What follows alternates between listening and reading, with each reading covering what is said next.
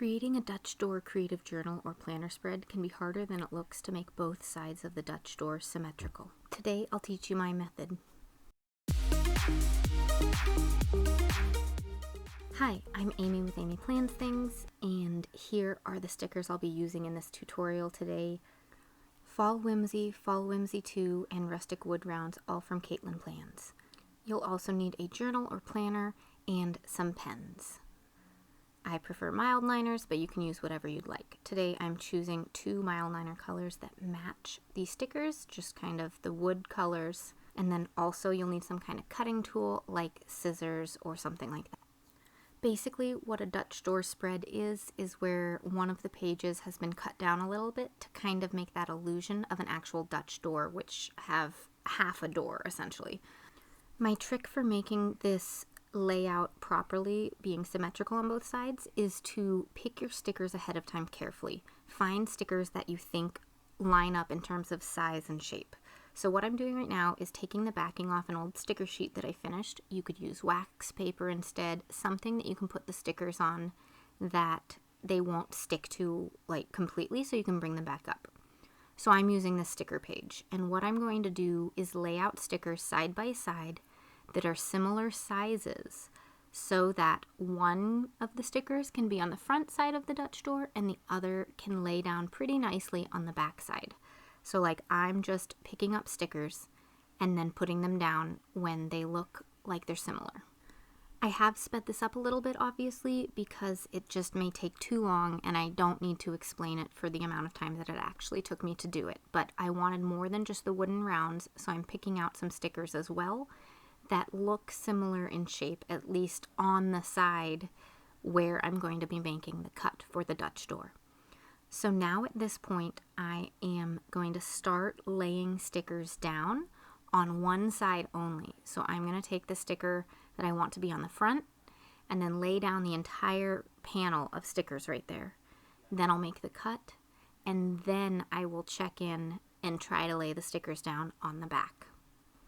I'm laying down the wooden rounds first because I want those to kind of be the backdrop, and anything else I'm going to layer slightly over it so that it's this cohesive look down the whole side.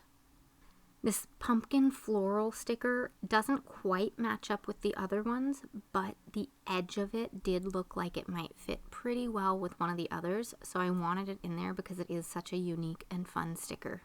I just really loved it and wanted it to be kind of the basis for the center of this Dutch door. You can always trim a sticker a little bit if it doesn't fit perfectly. I'm going to use my scissors here to just trim off the edges because of course I don't want anything coming off the page above or below. So at this point I have finished the front side of the Dutch door, so I'm going to figure out how to cut it. You can use scissors for it, but I felt like it was a little too tight for me for what I wanted to do. You could also use like a cutting tool, like an X-Acto knife. I decided, and always if you're going to use a cutting tool, use a cutting mat underneath so you don't cut another page past it. But I decided to use my gyro cut tool. I have links for all my cutting tools down below. This one's really cool because it rotates with you, and so it's really easy to cut things that aren't quite straight. I will say it's not very good at cutting straight things, so I prefer my X-Acto knife or one of my other straight cutting tools for that with a ruler. This one always likes to wiggle, so it's better just for those curved items. So you can see here that the back side is completely blank still, so what I'm going to do is keep flipping back and forth to find the sticker that matches the one that I put down on the front as close as possible, and lay it on the back to try to line it up properly. It won't be perfect, it never is, but that's because most people put out stickers that aren't completely symmetrical because that's part of the beauty of them. If you happen to have symmetrical stickers, that makes it way easier. But I'm just turning these wooden rounds until I get them as close as possible. And I think on one of them I had to trim it up a little bit, or on one of the florals or something like that, and that's okay if I just have to trim off a tiny piece. It's not really going to be noticeable if you cut off a tiny piece of a sticker. I think this is looking so cool. I love these stickers from Katelyn Plans. She has an Etsy shop and just these stickers are awesome. I think Some things she has in printables too.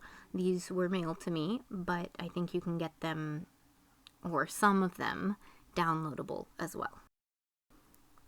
Now that we've finished the Dutch door part of it, what do we do with it? Well, this is for my creative journal, so I need to make it cohesive for journaling. I tend to do 1 page per day in my journal, so this will serve me for 4 days of journaling, but I need to make it so that it, all goes together. I like having the pages kind of match. So I'm going to use these other stickers and lay them down to make this cohesive spread. So my first thought is to grab this pumpkin that's left and put it in the corner because it's a nice spacing away from the central pumpkin in the middle. This was the spread before that, by the way. These are printables from Crafty Planner Queen, and I have a code down below to save you if you choose to purchase from her. Next up, I decided I would put in some of these other stickers, but as I pulled them up, I realized I like to put in the dates at the top, so I wanted to make some little headers with my MILDLINERs, and I wanted to line that up before putting these stickers down so that I could lay the stickers over the edge of the box if I needed to. And flipping the page back and forth is constant when doing this because you want to make sure that you're not bringing the pen past the point of the Dutch door. I mean, you could, but I just like the look of it when it's all hidden better. I'm using a 0.5 black gel pen here, and Katelyn has decorated some of her designs with little stitch marks and things like that, so I am matching that on this box to bring it together a little bit more.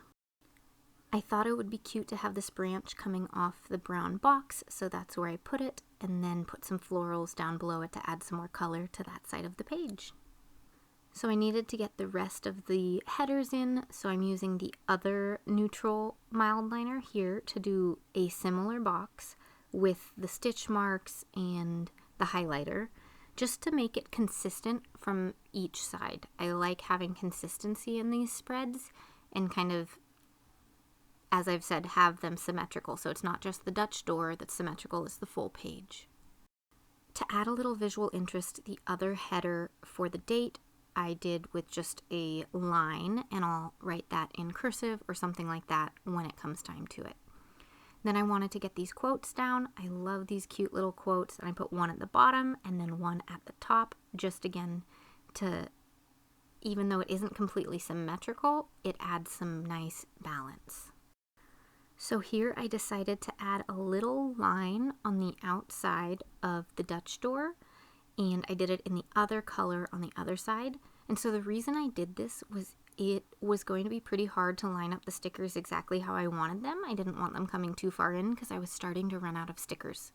And so I just made a line and decided to stitch them just like the boxes. And that way I'd know exactly where the stickers needed to be placed in order to fit them nicely. And I trim them up and make them fit and just go for it and just kind of put them wherever I need to. Now, you definitely don't need to do this if you have plenty of stickers, but I was working with 3 sticker sheets for 4 pages, so it was a fun challenge to fit everything in and use up all the stickers, but not run out of space. I will also say that I love the look with that little MILDLINER outlining it because it just brings that color across the page and merges everything a little bit more together so that it's not just headers and soon to be boxes that use the MILDLINERs. I have just a few stickers left at this point, so I decided that I'd use them with my boxes. And so I was going to create a box on each page so that I have some free writing space and then a box for anything particularly important that I want to highlight. So I am going to decorate the boxes with the 0.5 black gel pen just like before.